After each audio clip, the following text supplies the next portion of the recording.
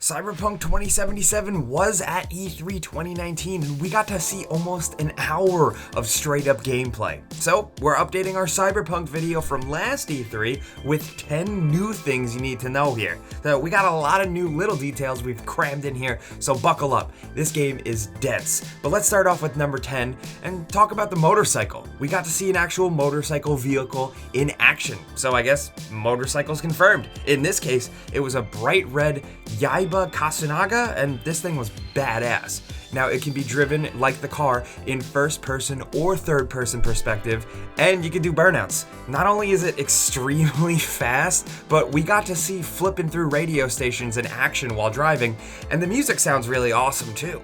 Now, one small observation I wanted to point out that I really love, you can engage in conversations with NPCs while you're on your bike, and maybe even the same with cars. Like, you can pull up, look over, and talk at someone just who's standing in a parking lot or whatever without having to hop off the bike. Sometimes it's just smaller little design choices like this that add up to good stuff, and this might be one of them.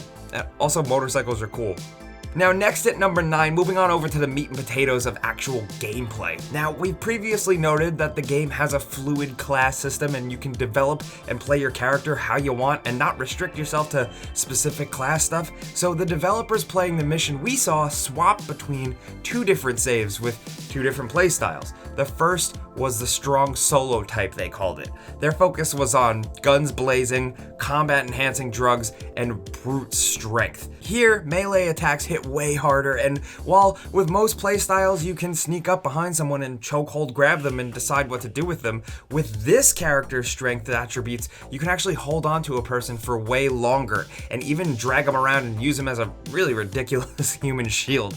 Now, you can also get through locked doors, not by using your brain, but by literally ripping doors open with your powerful robot arms. Also, you can find placed security turrets and you can pry them open and pull the giant guns out of them and then just mow down a room. And it's really awesome.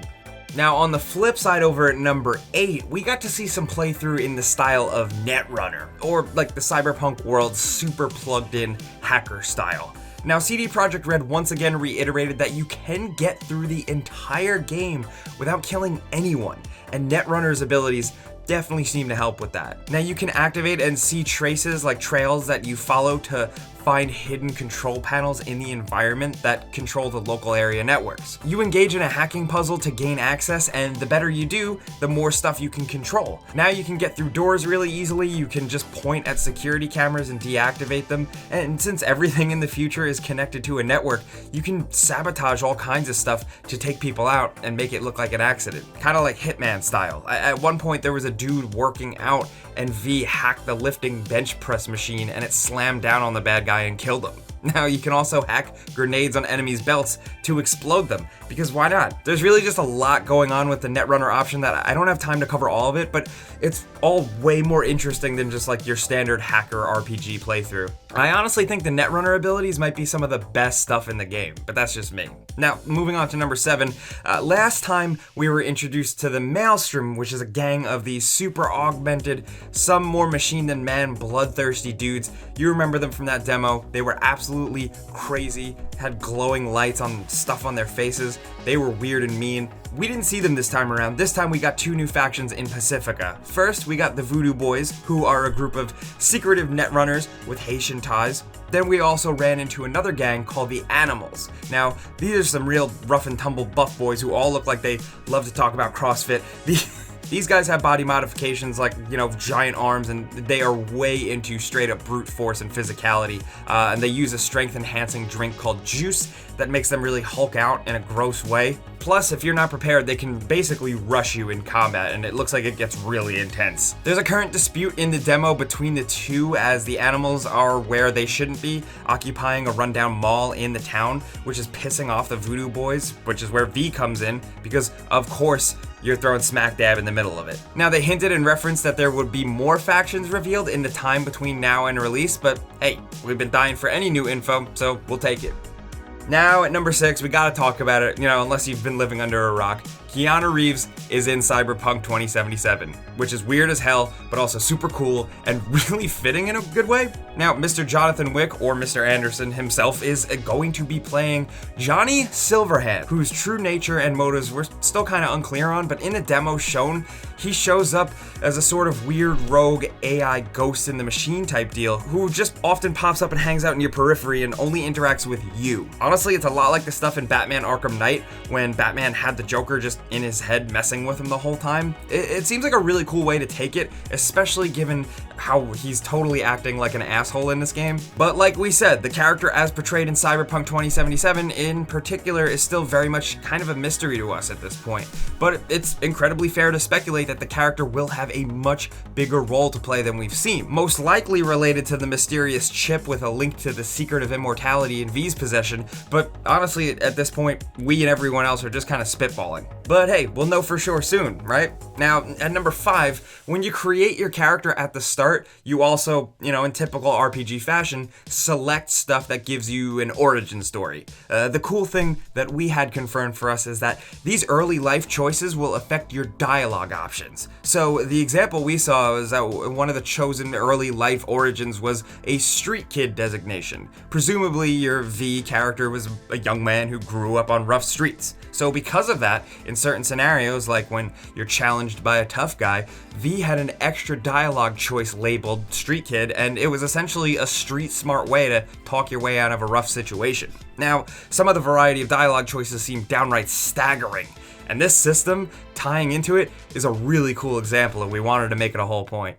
But moving on to number 4, just a brief one, Cyberspace is confirmed. We got to see a sequence where V was essentially able to access cyberspace itself, and a character walked you through the hidden data hideaway. Now, I won't spoil how you get there, really, but they touched on just how vast the cyberspace was, and that you were going to explore the deepest uncharted areas of it where no one has ever returned from. It's really, really cool sci-fi stuff, and visually, it was also fascinating. I'm glad that they're exploring these elements in the game, and I can't wait to see where they take it.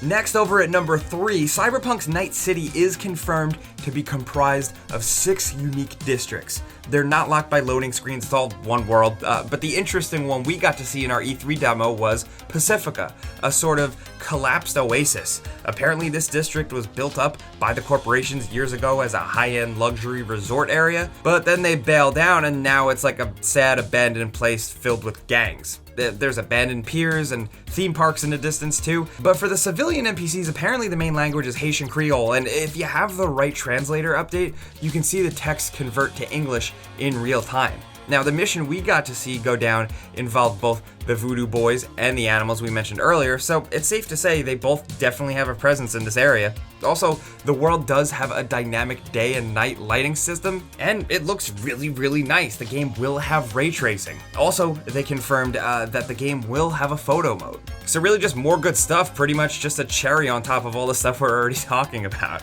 But down at number 2, to piggyback off of the new different districts the game has, it's worth noting that those different districts is how the street cred stat comes into play. Now, we saw the street cred rating in last year's demo, but they didn't actually really go into it and explain how it works. Now we got some idea at least. We don't have like in-depth info, but we have a vague general idea. Basically, in those different districts of Night City, it seems like your actions affect that street cred rating with the people of those specific districts. And depending on that street cred rating, the people will react to you differently, so it's more of an incentive to be mindful of your actions and how they affect the world. Like we said, it's not a ton of new info, but it's definitely something we were curious about, so we're just glad to have an idea of it now. But finally, at number 1, we know there's a decent amount of new info to take in, but thankfully, it's not as far off as we once speculated. At Microsoft's E3 media briefing, they dropped that juicy release date, and you'll be able to play it yourself on Xbox One, PlayStation 4, and PC on April 16th, 2020. As with all the big games these days, it's gonna have some options on how you buy it too. You can buy it physically on PC or on the digital storefront of your choice, be it Steam, GOG, or Epic Game Store if you're into that.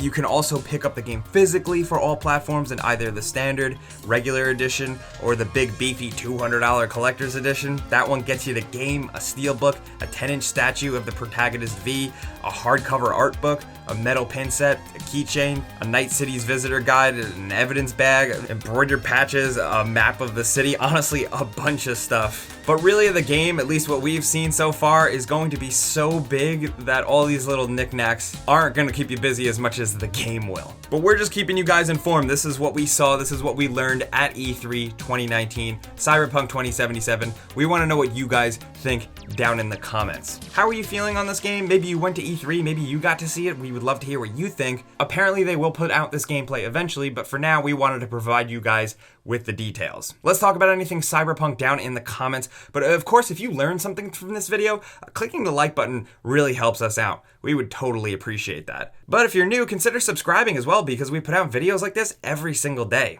But as always, thanks for watching. We'll see you guys next time.